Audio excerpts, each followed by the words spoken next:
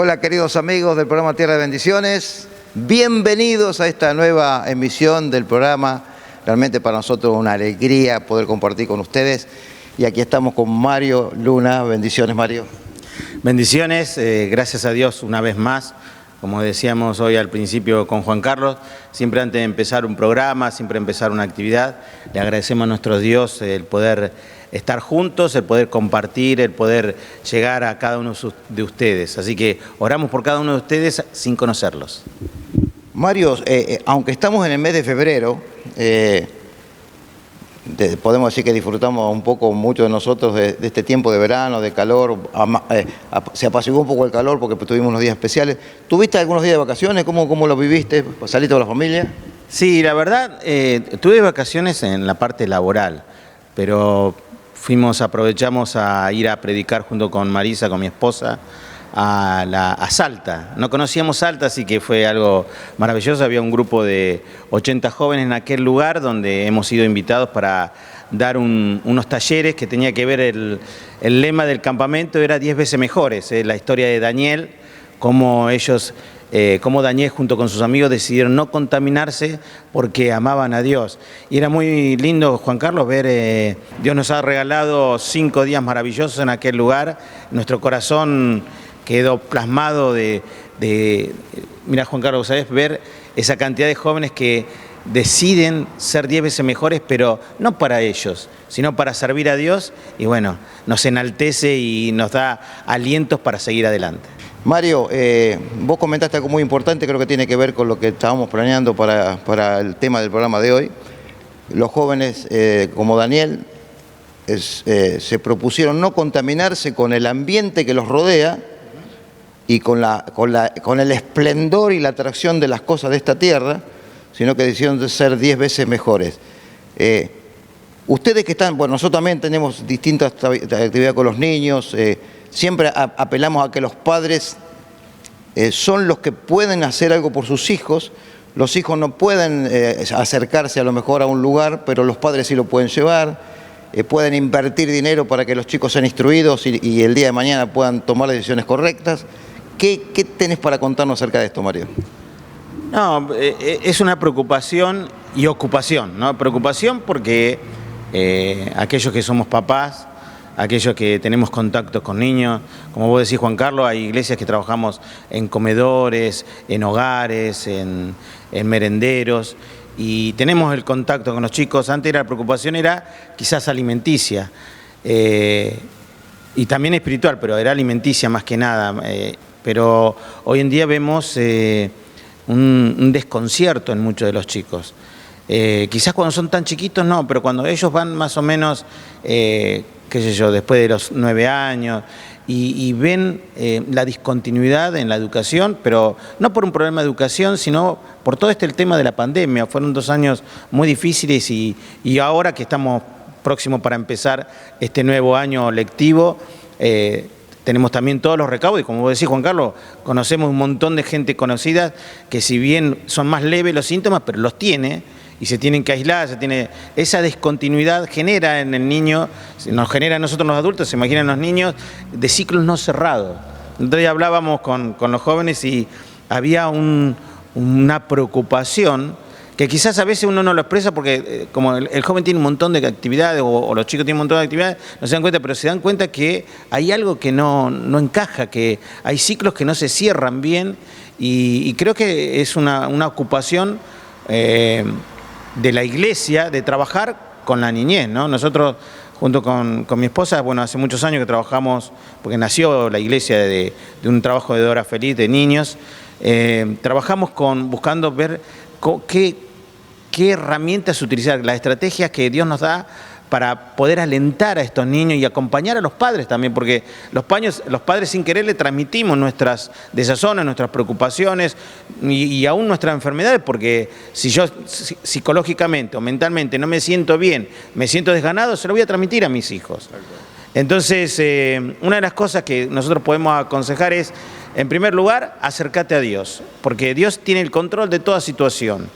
Segundo, una vez que yo me acerco a Dios, dejo que Él sea el centro de toda mi estrategia dentro de mi casa.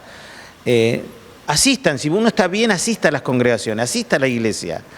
No se quede con solamente la virtualidad. La virtualidad nos ayuda, pero qué bueno es poder acercarse a un templo con todos los protocolos. Hoy, cuando nosotros empezamos el programa, este elemento, aquellos que usamos lente, forma parte algo más de nuestra vida cotidiana, pero sí creo que es necesario que nos ocupemos por la niñez. Es sumamente primordial. La escuela trata de hacer malabares con todo esto, y lo digo porque trabajo en educación, pero también creo que la familia tiene un rol importantísimo de poder charlar, de poder juntarnos, de poder buscar las estrategias para que ellos amen a Dios y confíen en Dios, porque lo que les espera, lo que viene adelante, es un desafío muy importante. Por eso cuando hablamos ese día de la historia de Daniel, lo invito para que lea el libro de Daniel, hay una parte donde ellos estaban tranquilos donde vivían y fueron sacados de ese lugar y fueron llevados ante el rey, y cuando fueron llevados ante el rey fueron desarraigados de su cultura, desarraigados de sus creencias, desarraigados de un montón de cosas. A veces yo decía, a veces el niño sin darse cuenta es desarraigado de un montón de libertades. El otro día me pasaba algo, Juan Carlos, cuando llevaba a uno de mis hijos al campamento, estaba sentado a un campamento de adolescentes, y estaba sentado y veía chicos chiquitos de 3 años con barbijo, ¿no? Y yo decía, este chico nació casi viendo a su mamá con barbijo, porque al año de edad, ya más o menos, ya van a ser casi 2 años, con el barbijo puesto, o sea, este elemento y esos cuidados, y digo, y todo el mundo con esos tipos de barbijo, y parecía si fuese otro espacio, otro lugar del mundo, pero sin embargo, esta normalidad que hoy nosotros podemos ver, no nos tiene que quitar nuestra fe en Cristo. Te aliento para que desde acá podamos apoyar. Y si tenés dudas de cómo trabajar y ves que hay situaciones que no sabés, bueno, comunicate con el programa, el teléfono de Juan Carlos, mi teléfono, el teléfono de los distintos pastores de distintos barrios de nuestra ciudad. Estamos disponibles para poder orar, aconsejarte y poder estar cerca de las necesidades de ustedes. Mario, cuando vos comentás todo este tema de los chicos, bueno, nosotros tenemos también durante el periodo lectivo, normalmente paramos un poquito enero y febrero, porque tenemos la escuela bíblica, el encuentro para chicos, para niños, para adolescentes y para jóvenes, y normalmente apelamos a que los padres traigan, que no lo podemos hacer virtual, los traigan a los chicos, porque si uno se pone a pensar, si uno va al mercado, si uno va a trabajar, si uno va al médico, si uno va a un cumpleaños de un familiar, muchos dicen no cierra esto, ¿no? Pero muchos dicen no, a la iglesia no por el contagio, ¿vio? Te dicen. Pero gracias a Dios nosotros tenemos que decir que en todos los encuentros que hemos tenido, la mayoría de la gente se ha contagiado con la familia, en el trabajo, en las vacaciones. Muchos se han venido con el souvenir del contagio desde las vacaciones. Así que les animamos a que los papás se ocupen de llevarle a los niños, a los chicos, ese alimento espiritual, que sean sacerdotes de su casa, pero que también los traigan, porque van a recibir lo que en casa a veces no reciben, una instrucción, y también los padres deben trabajar sobre ello en la semana, porque la idea es que los chicos sean instruidos para que cuando les toque pasar el día de mañana, ellos también decidan ser mejores que los demás y no contaminarse. Ahora, esto no quita que un niño o un adolescente, cuando llega a la adolescencia, vieron que llega a la adolescencia, se rebelen y se aparten, pero en algún momento van a reaccionar, ¿no? Hoy estábamos leyendo con mi esposa en la mañana la parábola del hijo pródigo, ¿no? El hijo adolescente decidió irse de su casa y cuando le fue mal, recapacitó, se perdió todo los beneficios que tenía, y un día dice que se arrepintió, volvió en sí, dice voy a volver a la casa de mi padre, y el padre lo estaba esperando. Y así con nosotros, ¿no? Pero Mario, aparte de que nosotros les damos a los chicos la posibilidad de que vean la palabra, de que aprendan de que hay otras cosas mejores, también está la posibilidad de que se rebelen. Sí, de por sí el adolescente va trabajando en su carácter, ¿no? en su personalidad, y a veces por eso es muy importante. Yo tengo hijos adolescentes y Lautaro que está un poco más grande, que está entrando a la juventud, pero la adolescencia, viste, siempre es un tema en cuanto a la parte de psicología, hasta qué edad uno adolece. Los cambios van cambiando, ¿no? O sea, esos cambios que se van realizando, pero la rebeldía forma parte también de su personalidad.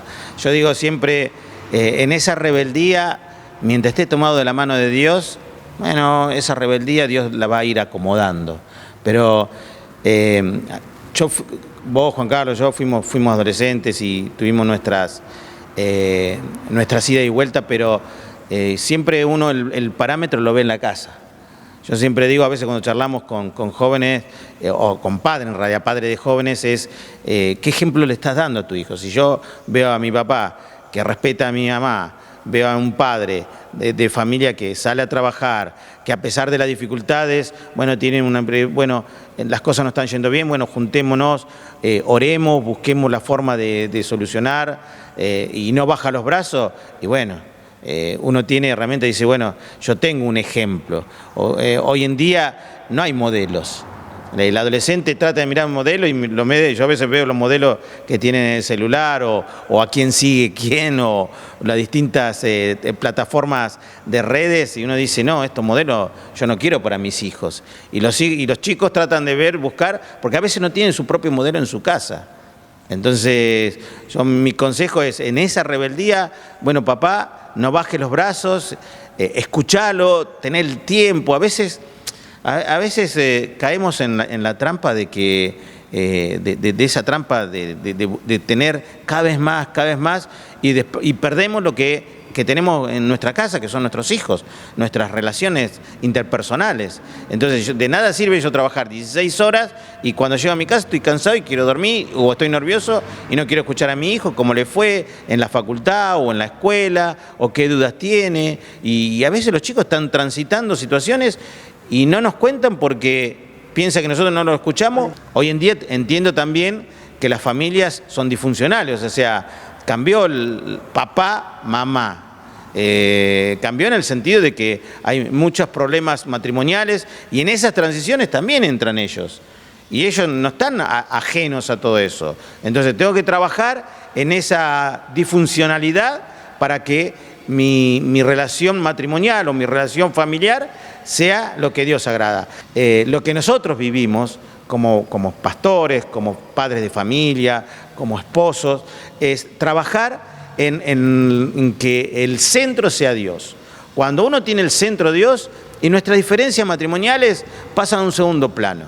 Y puedo trabajar eso. Cuando pasa a un segundo plano, tengo herramientas para poder trabajar con mis hijos y es maravilloso saber ir conociendo cómo nuestros hijos van adquiriendo esa personalidad.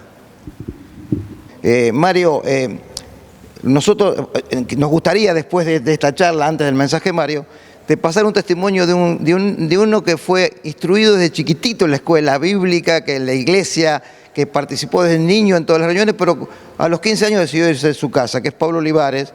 Se metió con relaciones extrañas y raras y decidió apartarse de todo y se contaminó con el mundo que los rodeaba en ese tiempo.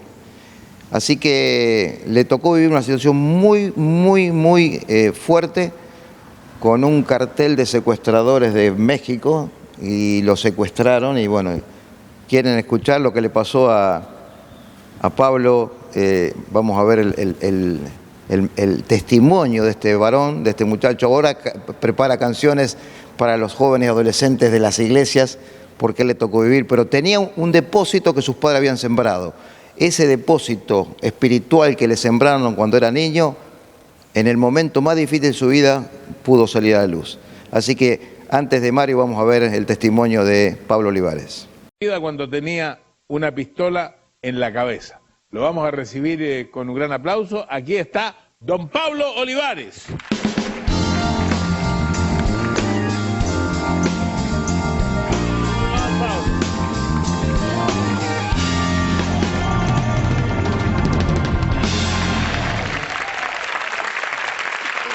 Aquí vamos a conversar entre todos. Don Pablo Olivares es músico, le gusta el heavy metal, es rebelde en su casa. ¿Tú, Martín, no fuiste nunca rebelde en tu casa? Sí, pero no como para tocar heavy metal. Ya, bueno, era rebelde en su casa, se va de su casa y empieza con la vida rebelde. Sí. Y se mete en todo lo malo que alguien se puede meter. Sí. Porque cae en las drogas, en el alcohol y en todo lo que acompaña. Lo que acompaña eso. La noche, digamos. La noche. En total. ¿Y a qué edad comienza? A los 14. Con esta vida, a los 14 años. Sí. Bueno, valga la redundancia, yo nací en un hogar cristiano. ¿Ya? Entonces, digamos, mi vehemencia por todo lo, digamos, malo era bastante fuerte, digamos. Yo tenía una causa, era un rebelde con causa. La causa mía era que yo quería hacer mi música y dentro de mi familia había muchos músicos, pero siempre cristianos. O sea, yo no me encontraba, no podía expresar lo que yo sentía en la música cristiana. Quería en esto del heavy metal. Sí. ¿Y entonces cuántos años estás en esta vida? Y hasta los 14 como en mi casa, con mi familia como cristiano, y a partir de los 14... ¿Cuántos años más? Como unos 10, 12 años más. 10, 12 años. Sí. ¿Sientes que tu vida va cayendo en un vacío? ¿Te das cuenta de eso o no te das cuenta de eso? Yo realmente no me doy cuenta de nada. O sea, yo lo que me doy cuenta es que la voracidad de lo que yo sentía y que nada me alcanzaba. Digamos, empezaba a ver en mi vida proyectos muy importantes, de los cuales era viajar por el mundo, tocar con bandas de rock muy famosas, abrir para artistas internacionales, que lo había soñado quizás de chico, pero se me vino todo de golpe. Pero imagínate, irte de tu casa a los 14, 15 años, eres un niño prácticamente que viajas solo por el mundo. Tu familia no te puede detener. No porque estaba destinado a hacer eso. Digamos, hay dos clases de chicos, los que hacen cosas para llamar la atención y los que realmente quieren hacer cosas y están destinados a, por más que sufra y pateen las madres, como en mi caso, ¿no? Pero hay un momento en que tu vida cambia. Sí. Tengo entendido que están ustedes en un lugar en México. Sí, en el Tepito. Y todo esto te ha hecho, cuando estás en México, tú reniegas de tu religión cristiana. No te sientes cristiano en ese momento. No, yo una vez que me voy de mi casa, mi mamá, las últimas palabras de mi madre a los 14 fue, cuando te vayas, ella pensando que yo no me iba a ir nunca, me dijo, cuando te vayas de esta casa, vas a encontrar en la calle que no vas a poder ser de uno o del otro, no vas a poder andar en el medio, de uno o del otro. Y dije, ¿de qué? ¿O de Dios o del diablo? Y yo le dije, yo me voy con el diablo. ¿Y tuviste 10 años con el diablo? Sí. Renegando de tu religión. Sí, porque, don Francisco, usted tiene que entender que en el mundo cristiano, o los creyentes, que entienden del poder de Dios, también conocen del poder del enemigo. Y yo quería utilizar, si bien yo había nacido en un hogar cristiano y entendía ese poder, quería manipularlo a mi favor. Y hay algo que cambia tu vida, hay algo que es un quiebre total. Total, un antes y un después. Llegamos a la Ciudad de México para un evento importante de rock que auspiciaba un canal de música muy famoso y bueno, yo salgo a comprar unos instrumentos y bueno, y somos secuestrados, somos abordados por un grupo así comando. Y tú eras exitoso artísticamente. Artísticamente nos estaba yendo, era como que estaba llegando mi momento. Por eso, digamos, era la impresión mía. Digo, ¿por qué? ¿Por qué ahora, no? Porque era mi momento, era mi oportunidad. Después de haber tantos shows. Me están secuestrando con engaños, porque primero me dijo que era un vendedor de instrumentos, muy bien vestido el muchacho. Y yo creo en él, lo sigo. ¿Esto fue en México? En México. Y nos dirigimos hacia una zona donde, bueno, finalmente me terminan secuestrando a mí y a toda la banda. Digamos, salen 5 hombres más y bueno, nos rodean armados. ¿Y qué pasa ahí? De ahí nos llevan a Tepito. Y ahí empieza el verdadero rock and roll, porque ahí yo dije, bueno, acá no salgo más, acá me matan. Y empiezan a hablar, querer negociar con la compañía discográfica por plata, y van pasando las horas y yo voy viendo que esto se termina. Y ahí, recién ahí, es donde yo me acuerdo de mi mamá, de su fe, de sus oraciones. En un momento te ponen una pistola en la cabeza. ¿Qué pasa en ese momento? Bueno, él ya no puede negociar más y me apunta. Yo estoy todo tatuado, entonces él se sentía todo el tiempo como que físicamente yo lo agredía. No sé por qué, pero no había conexión con él. El resto de la banda no los provocaba tanto, pero a mí es como que el castigo era todo el tiempo conmigo. Entonces me apunta a la cara y me dice, ¿crees en Dios? Y yo digo, pero adentro mío pensé, ¿por qué a mí? Porque no le pregunta a todo el resto de mis músicos que son ateos, ¿por qué a mí? Yo que escondí todo mi pasado, nadie sabía que yo había nacido en un hogar cristiano, y encima yo era el más salvaje de todos dentro del ambiente del rock. Y entonces no sabía qué responder y de adentro del estómago me sale decirle sí. Y cuando le dije que sí, me dio miedo haberle dicho que sí, que creía. Y me tapé la cara y dije, bueno, acá me voy. Y por lo contrario, esperé y cuando lo vuelvo a mirar, el muchacho me hace con el arma, me dice, si me hubieras dicho que no, te hubiera matado. Se guardó el arma y salió de la habitación. Empezó a discutir con el resto de los secuestradores. Y ahí yo siento un cambio en mí, físico. Empecé del frío y del terror que sentía, empecé a sentir un calor y no entendía y dije, Dios está acá conmigo. ¿Por qué? No entendía por qué. Y era muy fuerte. De hecho, pasaron un montón de otras cosas más. Cuando nos están liberando, otra banda de secuestradores y narcotraficantes entran al barrio y nos quieren matar y estos mismos hombres que nos estaban secuestrando nos defienden. Una locura total. No paraba la odisea, pero adentro mío había algo muy fuerte, un calor, una energía que era totalmente, no la había vivido en mi vida. Si bien había nacido en un hogar cristiano, me había bautizado, nunca lo había sentido. Y empecé a recordar todo eso. Pero la pregunta era, ¿por qué a mí? Si yo hice todo mal y me gustó, ¿por qué a mí? Porque hay gente que hace las cosas malas y dice, no, yo hacía cosas malas y ahora me siento mal. No, a mí me gustaba, yo hacía cosas malas y me gustaba. O sea, lo que supuestamente para la religión y para la fe eran malas, a mí me gustaba. Entonces yo le decía eso a Dios. Mientras corría por esos pasillos le decía, ¿por qué a mí? Entonces, bueno, más tarde nos liberan. Logramos llegar al hotel, ahí estaba la gente, la policía, la gente de la embajada, y nadie se atemorizaron, así que nadie nos dijo nada, entramos, llegamos a la suite, y yo me arrodillo en el baño y le digo a Dios, ¿por qué? ¿Por qué a mí? Y entra mi manager y me dice, mira, tenemos que bajar, hay que hacer la denuncia, la gente de la policía, le digo, no voy a hacer ninguna denuncia. Me dice, mira, acá hay 25 shows, no sé cómo te vas a arreglar. Y fue la primera vez, don Francisco, que empiezo a hacer otro Pablo. Y le respondí, bueno, mira, Dios se va a encargar de esos juicios.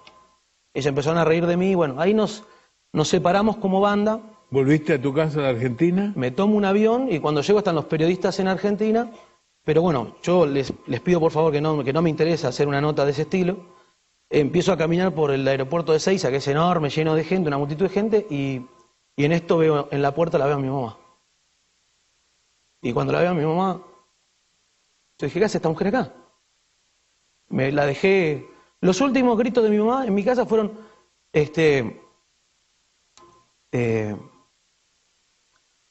los últimos gritos de mi mamá, ella, yo sé en quién deposité mi fe, gritaba. Y yo la escuchaba de media cuadra más o menos. Y yo dentro mío estaba orgulloso de irme.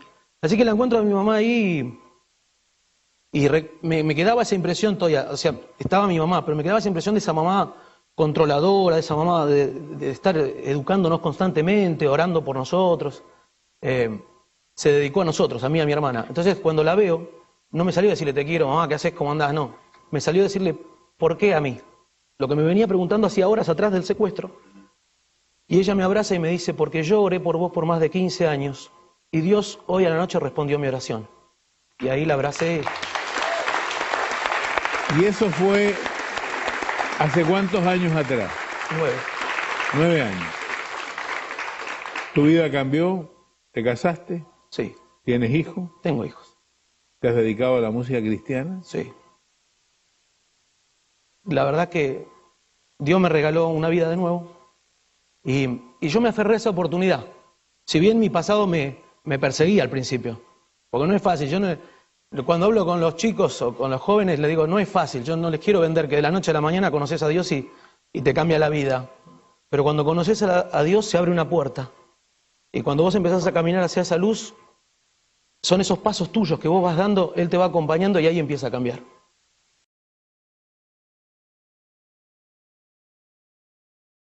Bien, seguimos con el programa. Espero que le haya gustado el testimonio. Justo hoy, en parte del programa, hablamos sobre las distintas situaciones, ¿no? Las situaciones de los chicos, los niños, cómo encaramos este año.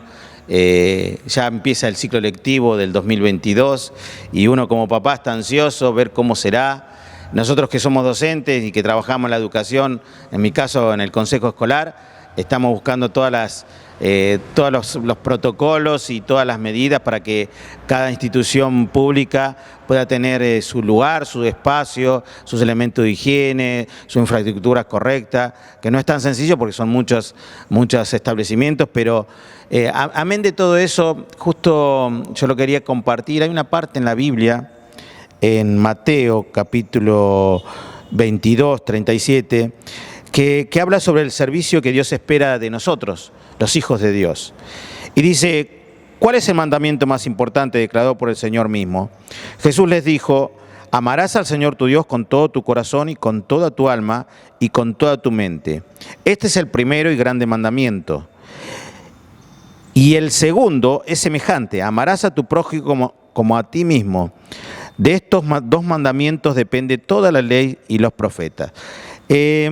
Acá en esta porción bíblica podemos ver dos líneas, ¿no? que lo que Dios declara para nosotros como hijos de Dios. El primero es amar a Él, amar a Dios. Y el segundo también, amar al prójimo. Y cuando decimos amar al prójimo, amar a Dios, uno sabe que nuestra responsabilidad como hijo de Dios, amar a Dios, porque estamos agradecidos porque Él entregó a su único Hijo Jesús a morir en la cruz por mí y por cada uno de ustedes, y por ende hay un agradecimiento eterno por lo que Él hizo, porque pagó el precio que me correspondía a mí o a cada uno de nosotros. Pero también, dentro de todo eso, también ese amor que nos permite nosotros explayar hacia Dios, también poder transmitirlo a nuestro prójimo. Y nuestro prójimo es el que tenemos alrededor. Y cuando hablamos de nuestro prójimo, por eso uno dice, ¿por qué las iglesias evangélicas trabajamos en merenderos, trabajamos en asociaciones civiles, trabajamos con la tercera edad, trabajamos en la cárcel, trabajamos en distintos lugares vulnerables, no para captar gente, sino porque es un mandato que Dios nos da?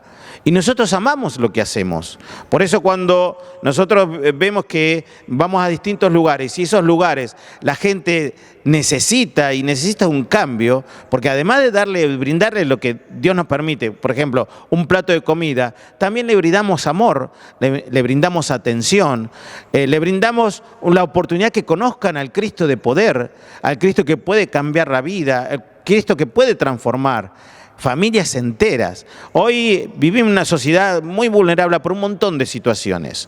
Hoy, al principio usted del programa, si lo escuchó, y si no escuchó, lo vuelvo a repetir, hablábamos sobre Daniel, fuimos a un campamento en Salta donde se habló sobre Daniel, que estos muchachos en el libro de Daniel quisieron no contaminarse. ¿Por qué? Porque amaban a Dios por sobre todas las cosas. Le desarraigaron de su cultura, le desarraigaron de su lugar de origen, le sacaron su forma de alimentación, pero sin embargo, a pesar de todo eso, ellos no se doblegaron, sino que siguieron sirviendo a Dios. ¿Por qué? Porque amaban a Dios por sobre todas las cosas y estaban dispuestos a servir. Y nosotros como hijos de Dios estamos dispuestos a servir. Por eso para nosotros es un privilegio poder ir a los comedores, es un privilegio poder ir a los hogares, es un privilegio ir a los hospitales, es un privilegio ir a las cárceles, porque es un mandato que Dios nos da. Y si vos estás del otro lado y sentís que no se te tiene en cuenta en la iglesia o donde te congregás o donde vos estás, porque a lo mejor no sentís ese respaldo, bueno, amá a tu prójimo, fíjate en tu vecindario a quién puedes servirle, a quién puedes ayudar, y de alguna forma estás cumpliendo ese mandato que trae bendición hacia otro.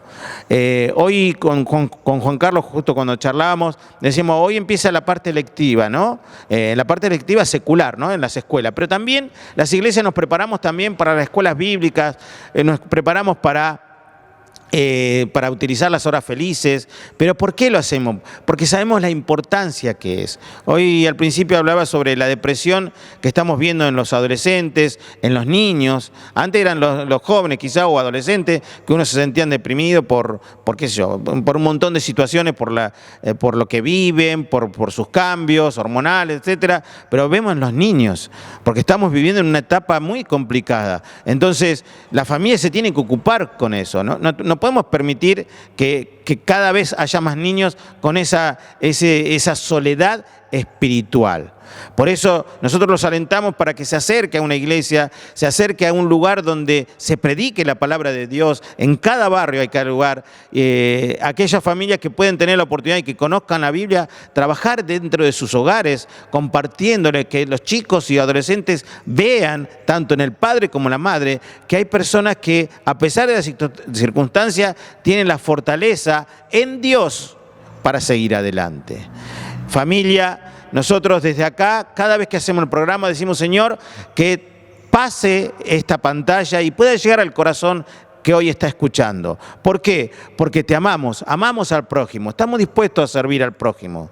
Así que si está pasando por un momento difícil, comunícate con el programa, acércate a alguna iglesia y permití que nosotros como pastores podamos orar, aconsejarte, escucharte, poder hablar, y siempre lo hacemos a través de esto, que es la palabra de Dios. Nunca dejamos de utilizar la palabra de Dios. Este es nuestro manual, este es el cual nosotros nos instruye, el cual nosotros obedecemos, el cual nosotros tratamos de que cada palabra que está acá, cumplirla. Seguramente nosotros también tenemos nuestras propias familias y trabajamos con eso. Yo lo decía al principio, es que yo soy papá de hijos adolescentes que van adoleciendo, van cambiando, van entrando en distintas etapas. Hay etapas que la pasaron por alto porque no las pudieron cerrar. No pudieron cerrar un ciclo en la secundaria y empezaron un ciclo en la universidad, que todavía con la virtualidad no tuvieron ese contacto de poder estudiar. Pero sin embargo, a pesar de todo eso, uno estaba ahí acompañándolos, escuchándolos, alentándolos. Pero obvio que muchas veces generaba en nosotros esa disyuntiva o esa incertidumbre de cómo seguirá esto. Mirá, lo que sí sé, que Dios tiene el control de todo. Lo que sí sé, que si nosotros cumplimos sus mandatos, obedecemos a Dios, amamos a Dios, no nos contaminamos con todas las corrientes que están dando vuelta y confiamos en Él, Él va a hacer lo que tiene que hacer y su voluntad es agradable y perfecta. Desde acá, nosotros con nuestro humilde servicio hacia la comunidad, estamos dispuestos para seguir adelante y predicar el Evangelio. No te vayas de este lugar sin decirle, Dios, yo te necesito tener un encuentro con vos, necesito tener una esperanza, necesito que mi familia, mis hijos, me vean como un verdadero guerrero, como un verdadero sacerdote de mi hogar. Y si no sabes lo que es un sacerdote o un guerrero cristiano, bueno, te acerco para que entregues tu corazón a Cristo y le diga, yo quiero ser un verdadero hijo de Dios. Que Dios te bendiga.